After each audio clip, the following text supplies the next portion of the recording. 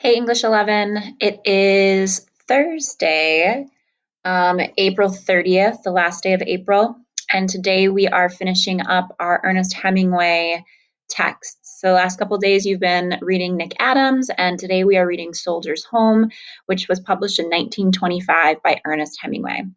As I read this to you, this is an excerpt. So, anytime you see these ellipses, it means that I have cut something. So just be mindful of that. But I've kept everything in that is essential to completing the analysis today. We are on the lookout for traits of the Hemingway hero and the loss of the American dream.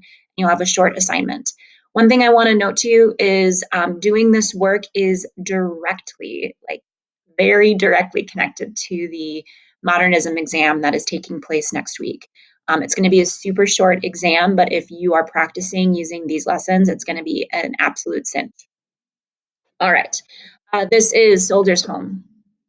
Krebs enlisted in the Marines in 1917 and did not return to the United States until the 2nd Division returned from the Rhine in the summer of 1919. By the time Krebs returned to his hometown in Oklahoma, the greeting of heroes was over. He came back much too late.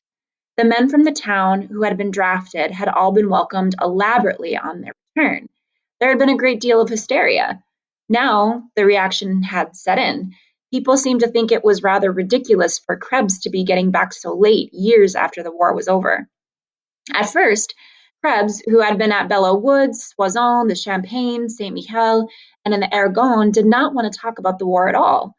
Later, he felt the need to talk, but no one wanted to hear about it. His town had heard too many atrocity stories to be thrilled by actualities. Krebs found that to be listened to at all, he had to lie. And after he had done this twice, he too had a reaction against the war and against talking about it. A distaste for everything that had happened to him in the war set in because of the lies he had told. During this time, it was late summer. He was sleeping late in bed, getting up to walk downtown to the library to get a book, eating lunch at home, reading on the front porch until he became bored, and then walking down through the town to spend the hottest hours of the day in the cool dark of the pool room. He loved to play pool. In the evening, he practiced on his clarinet, strolled downtown, read, and went to bed. He was still a hero to his two young sisters. His mother would have given him breakfast in bed if he wanted to.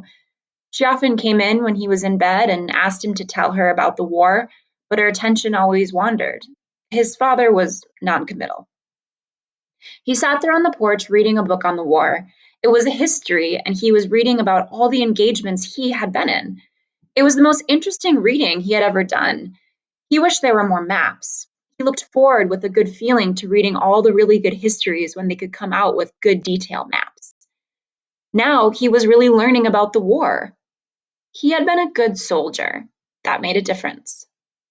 One morning, after he had been home about a month, his mother came into his bedroom and sat on the bed. She smoothed her apron. "Will you come down to breakfast, Harold?" his mother said. "As soon as I get my clothes on," Krebs said. His mother went out of the room, and he could hear her frying something downstairs. While he washed, shaved, and dressed to go into the dining room for breakfast, while he was eating breakfast, his sister brought in the mail. "Well, Hare," she said, "you old sleepyhead, what do you ever get up for?" Krebs looked at her. He liked her. She was his best sister. "Have you got the paper?" he asked. She handed him the Kansas City Star, and he shucked off its brown wrapper and opened it to the sporting page. He folded the Star open and propped it against the water pitcher with the cereal dish to steady it so he could read while he ate. "Harold," his mother stood in the kitchen doorway. "Harold, please don't muss up the paper. Your father can't read his Star if it's been mussed." "I won't muss it," Krebs said. His sister sat down at the table and watched him while he read. "We're playing indoor over at the school this afternoon," she said. "I'm going to pitch." "Good," said Krebs. "How's the old wing?" "I can pitch better than lots of the boys. I tell them all you taught me. The other girls aren't much good." "Yeah," said Krebs. "Will you come over and watch me play indoor?" "Maybe." Krebs's mother came into the dining room from the kitchen. She carried a plate with 2 fried eggs and some crisp bacon on it, and a plate of buckwheat cakes. "You run along, Helen," she said. "I want to talk to Harold." She put the eggs and bacon down in front of him and brought in a jug of maple syrup from the buckwheat cakes. Then she sat down across the table from Krebs. I wish you'd put the paper down a minute, Harold, she said. Krebs took down the paper and folded it. Have you decided what you are going to do yet, Harold? His mother said, taking off her glasses. No, said Krebs. Don't you think it's about time? His mother did not say this in a mean way. She seemed worried. I hadn't thought about it, Krebs said. God has some work for everyone to do, his mother said. There can be no idle hands in his kingdom. I'm not in his kingdom, Krebs said. We are all of us in his kingdom. Krebs felt embarrassed and resentful, as always. I'm worried about you too much, Harold, his mother went on. I know the temptations you must have been exposed to. I know how weak men are. I know what your own dear grandfather, my own father, told us about the Civil War, and have prayed for you. I pray for you all day long, Harold.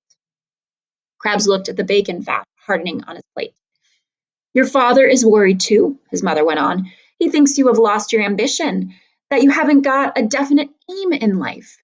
Charlie Simmons, who is just your age, has a good job and is going to get married. The boys are all settling down. They're all determined to get somewhere. You can see that boys like Charlie Simmons are on their way to being really a great credit to the community.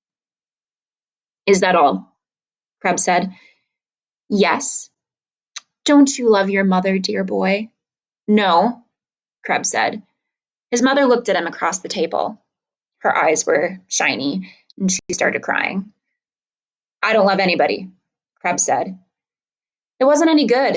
He couldn't tell her. He couldn't make her see it. It was silly to have said it. He had only hurt her. He went over and took hold of her arm. She was crying with her head in her hands. I didn't mean it, he said. I was just angry at something. I didn't mean I didn't love you. His mother went on crying. Krebs put his arm on her shoulder. Can't you believe me, Mother? His mother shook her head. Please, please, Mother, please believe me.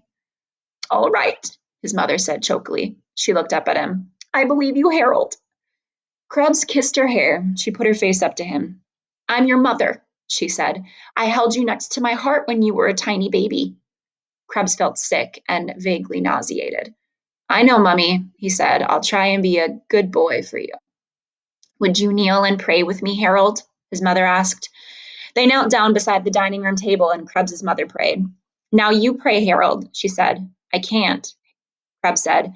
Try, Harold. I can't. Do you want me to pray for you? Yes.